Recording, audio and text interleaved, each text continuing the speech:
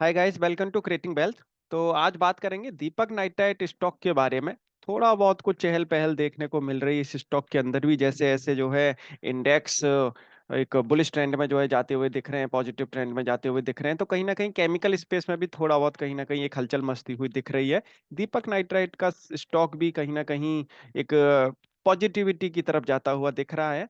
तो थोड़ा सा देखेंगे अभी इनके रिसेंट जो इनके ऑन कॉर्पोरेशन हुए हैं, रिसेंट जो इनकी प्रोग्रेस हुई है, चार्ट पैटर्न क्या बोल रहा है, उनके फंडामेंटल्स किस तरीके के हैं।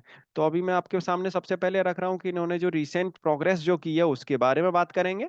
तो रीसेंट प्रोग्रेस में आप देखेंगे तो इन्होंने एक होली ओन्ड एक सब्सिडरी कंपनी एक अभी इन्होंने इनकॉर्पोरेट की है, और जिसका नाम है दीपक पीएमसी लिमिटेड। ये देखेंगे आप तो 2 दिसंबर को इन्होंने जो है ये इनकॉर्पोरेट की है कंपनी। और इसका जो मेजॉरिटी ऑफ वर्क है, जो बड़े बड़े जो प्रोजेक्ट हैं, project engineering, procurement, construction, commissioning, management and consultancy services जो है ये प्रोवाइड करेगी, उस बिजनेस में जो है ये एंगेज रहेगी कंपनी।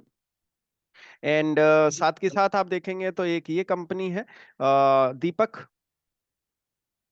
Oman industries limited. और इसमें भी आप देखेंगे तो इनकी करीब करीब 51% की हिस्सेदारी है। और ये भी जो है कहीं ना कहीं आगे का जो इन्होंने प्लान किया हुआ है जो ओमान के अंदर, उसका कहीं ना कहीं इन्हें फायदा मिलता हुआ दिखेगा।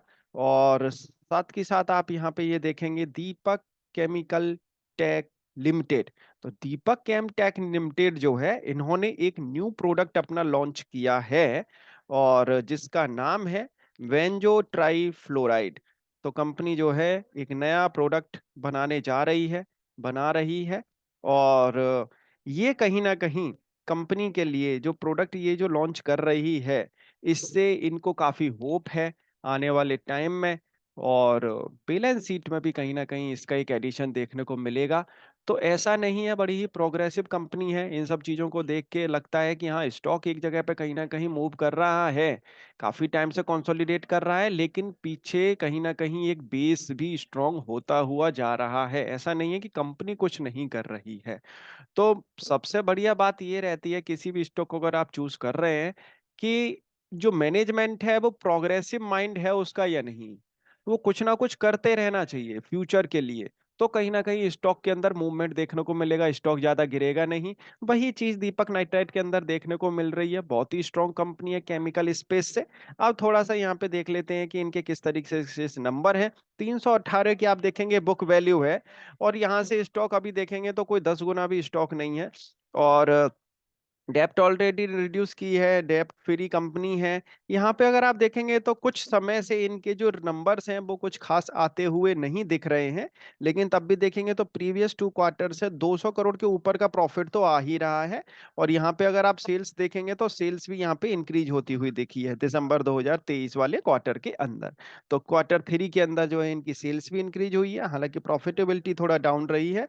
पॉसिबिलिटी आने वाले टाइम में कॉस्ट ऑप्टिमाइजेशन होगी और ये सारी चीजें होते हुए कहीं ना कहीं इनका जो है एक अच्छी खासी पॉसिबिलिटी भी दिखे, क्योंकि इधर एक्सपेंस भी हुए हैं। तो ये अभी होली ओन सब्सिडरी जो है इनकॉर्पोरेट की है, कहीं और भी जो है इन्होंने पैसा लगाया है। उन सब चीजों को देखते हुए कहीं ना कहीं थोड़ा सा मतलब पॉसिबिलिटी, थोड़ा जो अमाउंट है, जो एक्सपेंस है वो ज्यादा इंक्रीज हुआ है, इस वजह से देखेंगे तो प्रॉफिट डाउन गया है। लेकिन पॉसिबिलिटी है आने वाले टाइम में ये स्टॉक यहाँ से कहीं ना कहीं एक अच्छा खासा मूव आपको दे सकता है। तो चलिए चार्ट पे जो है बात करते हैं कि चार्ट किस तरीके से जो स्टॉक का बोल रहा है। वीडियो अच्छे लगे तो लाइक जरूर करिएगा, चैनल को सब्सक्राइब नहीं किया है तो चैनल को सब्सक्राइब जरूर कर ले। अगर किसी और स्टॉक के बारे में आप जानना चाहते हैं तो इस वीडियो के कमेंट बॉक्स में आप लिख सकते हैं। तो चलिए चार्ट देखते हैं। चार्ट पे अगर आप देखेंगे तो मैंने ये 1 साल की जो है फिबोनाकी मैंने लगाई है।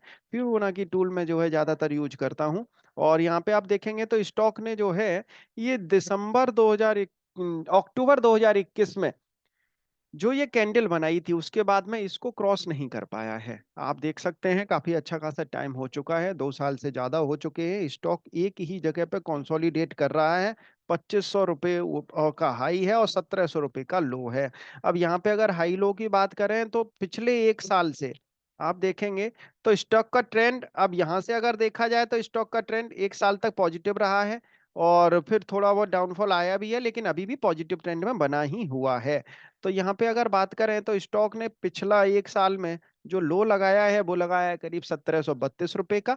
और जो हाई लगाया है वो लगाया है 2500 रुपए के आसपास का। इन द मीनवाइल अगर आप मिड का अगर एरिया देखें तो स्टॉक जो है करीब करीब 2125 से 2120 रुपए के आसपास इसका जो मिड रेंज आ रही है वो आ रही है।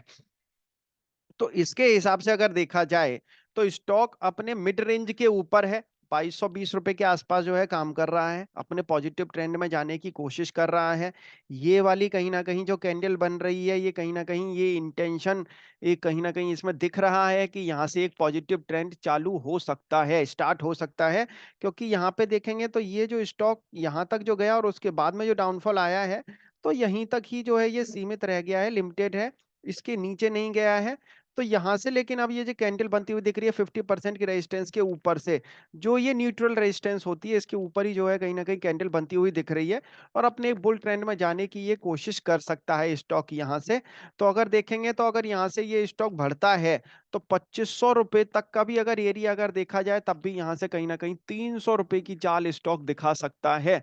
तो उस एक व्यू को लेके, उस एक जो है इंटेंशन को लेके आप इस स्टॉक में बेट लगा सकते हैं। और अभी रिसेंटली मैंने आपको बताया ही था कि किस तरीके से कंपनी जो है प्रोग्रेस कर रही है, क्या क्या प्रोजेक्ट्स इनके हाथ में हैं, और 2027 तक का जो इनका टारगेट है आगे, एक कंपनी को एक अच्छा खासा जो है प्रोग्रेस देने की, एक ट्रैक रिकॉर्ड और मेंटेन करने की, ट्रैक रिकॉर्ड मेंटेन करने में कंपनी बहुत ही सॉलिड है ये।